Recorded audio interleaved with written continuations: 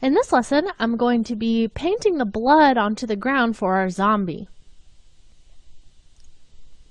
Okay, so we have pretty much gotten our shadow squared away, and we realize though that we really need that blood stain to help this back part feel integrated and possibly save us some time in the long run. So I've gone in and painted a blood stain for us inside of Photoshop. So let's go ahead and just grab that out of your reference files folder, and we'll drop it onto our node graph. And let's just take a look at this by selecting it and hitting the 1 key on your number pad. And you can see that it's for now on a white background, but we can double click this to open up its read node and come over here and click pre-multiplied. Now it's still going to have a little bit of an issue along the edge, but that's okay because we can use an erode node to get rid of that.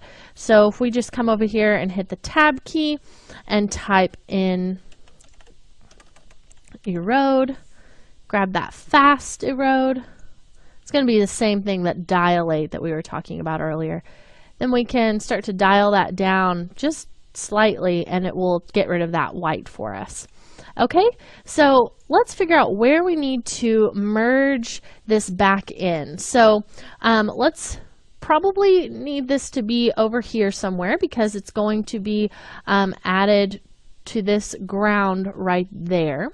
So let's go ahead and drop in a merge node. We'll just hover over this area, hit the M key, and I'm going to want the B to be coming out of the transform for my RGB guts. So that's going to be over here. So we can just drop it right on there, just like that.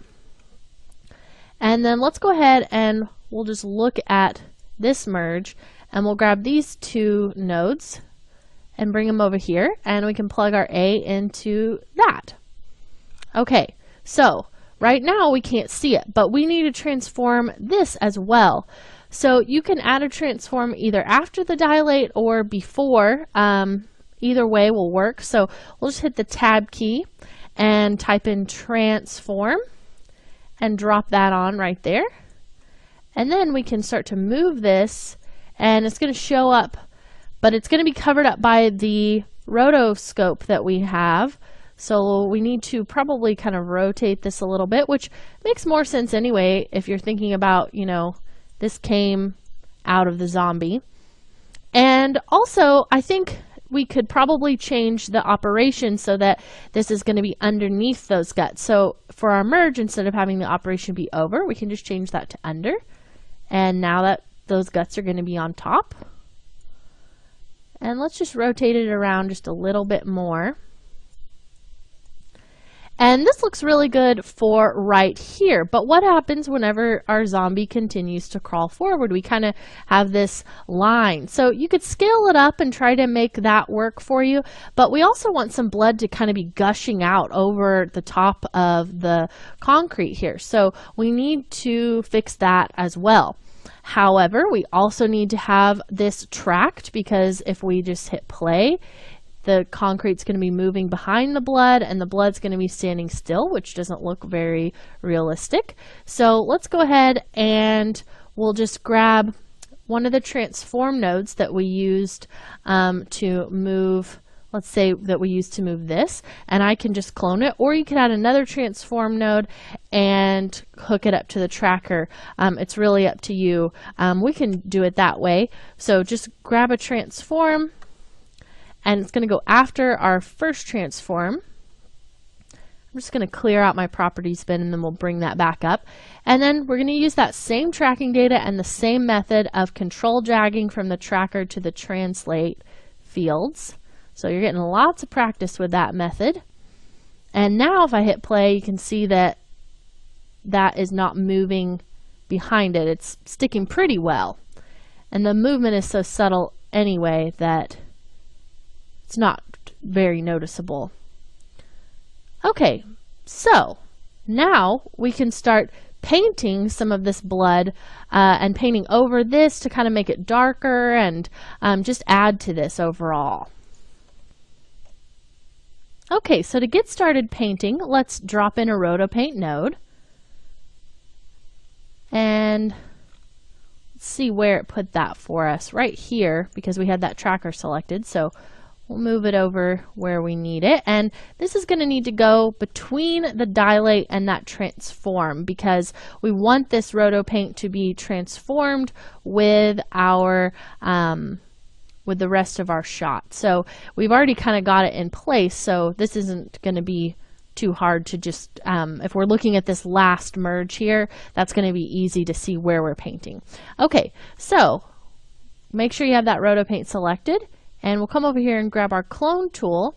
And I'm also going to move to this last frame so that I can see the most part of the area that's kind of open here that we need to cover up. So we'll make sure you have your clone tool, and you can control drag. In this case, we want to be painting from the blood, and I can just start painting that.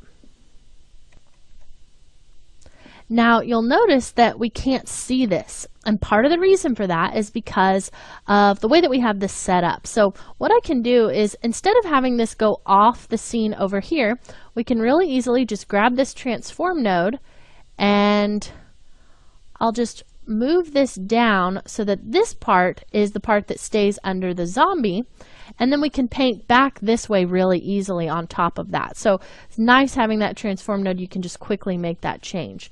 So if we come back over here to our RotoPaint, we don't even need that first clone. We'll just grab our clone tool again and start painting over here. So you can see now that's really visible and easy to see.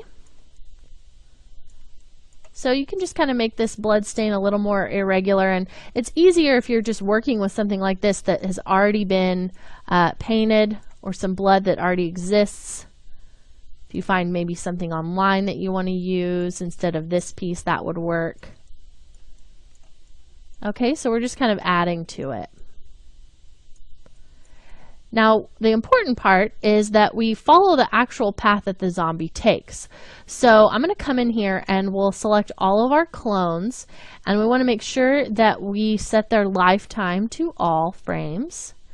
And then if I start to move backwards here, we want to make sure that the zombie stays on top of this blood. So it looks like back here, it looks like this needs to kind of come over this way a little bit more. So we'll come back over here to frame 100, just kind of scrubbing that to see what that looks like, and we'll just kind of make this area bigger. So we'll just continue to add to this. And it's only going to be adding from what's already here. So if we accidentally get this, say, on top of this area, it's not going to paint more guts for us or anything like that. So you don't have to worry. Okay. Make that area a little bit less patterned looking. And then I'm going to also paint some down in here, kind of around this bottom area, just right in there. Okay. Perfect. Okay, so now what we're going to want to do is add some more blood kind of around him that will be animated. But we also need to make sure that all of these frames that are a life of 100 are set to all frames.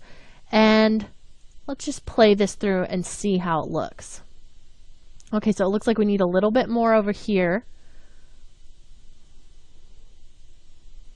And it will probably actually be easier to paint this later on, because that's the kind of blood that the zombie sort of brings over here. Like, all of this blood looks like something that was probably shouldn't have been there before. So we can go in and add that with a second RotoPaint node. So let's continue our painting in the next lesson, where we'll create some paint that eventually we can animate so it looks like the zombie actually dragged that over onto the concrete.